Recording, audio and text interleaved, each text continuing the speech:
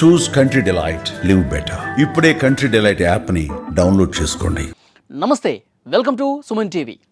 ఇక్కడ స్క్రీన్లో కనిపిస్తున్న స్వీట్ పేరు ఏంటి అని అడిగితే టక్కున ఎవరైనా చెప్పేస్తారు, మైసూర్ పాక్ అని. కానీ నేనేమంటానంటే ఈరోజు నుంచి ఇది మైసూర్ పాక్ కాదు, మైసూర్ శ్రీ దీని పేరు.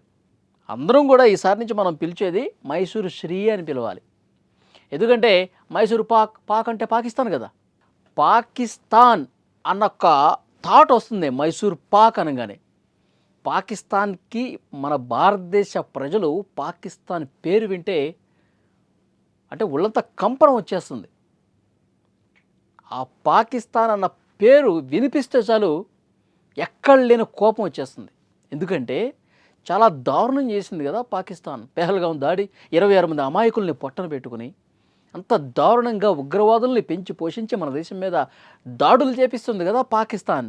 అలాంటి పాకిస్తాన్ పేరు ధ్వనించే పదాలు మనకెందుకు అనుకున్నాడు ఒక స్వీట్స్ షాప్ ఓనర్.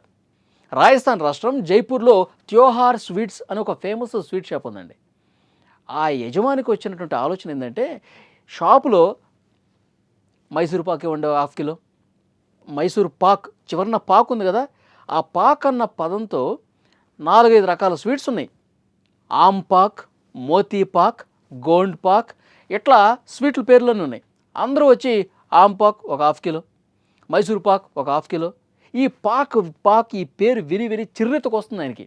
ఆ పనికిమాలిన పాకిస్తాన్ పేరు ధ్వనించేలా నా స్వీట్లు ఎందుకు ఉండాలి అని అనుకున్నాడు ఆయన. కాబట్టి ఆయనకు ఒక దేశభక్తి ఉంది కాబట్టి పాక్ ఉన్న ప్లేస్ మొత్తం కూడా ఆ పాక్ ఉన్న పదాన్ని తీసేసి శ్రీ అని యాడ్ చేశాడు. మైసూర్ శ్రీ, గోండ్ శ్రీ, మోతీ శ్రీ, ఆమ్ శ్రీ, ఇట్లా తన స్వీట్లన్నిటికీ శ్రీ యాడ్ చేశాడు. పాకున్న ప్లేస్ మొత్తం కూడా ఆయన డిలీట్ చేసేసి. ఇది కదా నిజమైన దేశభక్తి. ఆ పాకిస్తాన్, ఆ ముష్కర మూకలు కలిగినటువంటి ఆ దేశం, ఆ పనికి మాలిన ఆ చెత్త దేశం పేరు నా స్వీట్లలో, నా స్వీట్స్ ఉన్నటువంటి ఆ పేర్లలో కనిపించకూడదు, వినిపించకూడదు అని చెప్పి భావించి దేశభక్తి కలిగినటువంటి అతను తన స్వీట్ పేర్లన్నీ మార్చేశాడు. ఇది కదా ఎంతో కొంత దేశభక్తిని మనం చూపించాలంటే. అతను ఒక మాట అంటున్నాడు, సరిహద్దుల్లో ఉన్నటువంటి జవాన్లే కాదు దేశభక్తిని కలిగి ఉన్నది. దేశభక్తి మనకి ఉంది అని నిరూపించుకోవటానికి ఇలాంటివి కూడా మనం చేయాలి అని నిరూపించాడు. సో ఇక్కడ మనకి క్లియర్గా అర్థమవుతుంది, పాక్ అన్న పేరుని తీసేశాడండి. అంటే యాక్చువల్గా ఇక్కడ ఒక మాట చెప్పుకోవాలి మనం. పాక్ అంటే అది పాకిస్తాన్ కాదు యాక్చువల్గా. మనం బెల్లం పాకం, చక్కెర పాకం అనుకుంటాం కదా. సో అందులో నుంచి వచ్చిందే స్వీట్లకి, అందులో నుంచి వచ్చిందే పేరు అది. కాకపోతే ఆ ప్రొనౌన్సియేషన్లో పలికే దాంట్లో ఆ చెత్త దేశం పేరు మనకెందుకు అనుకున్నాడు ఆయన.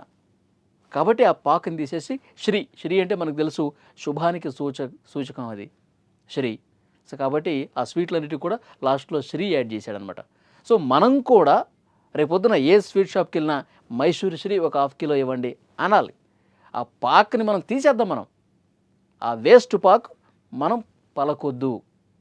వాళ్ళకి ఇలాంటి చాలా ఉన్నాయండి. మనం బుద్ధి చెప్పాల్సిందే వాళ్ళకి. మనం సింధు జలాలు ఆపేసాం వాళ్ళకి, తర్వాత ఆర్థిక మూలాలు కూడా దెబ్బతీసే ప్రయత్నం చేస్తున్నాం.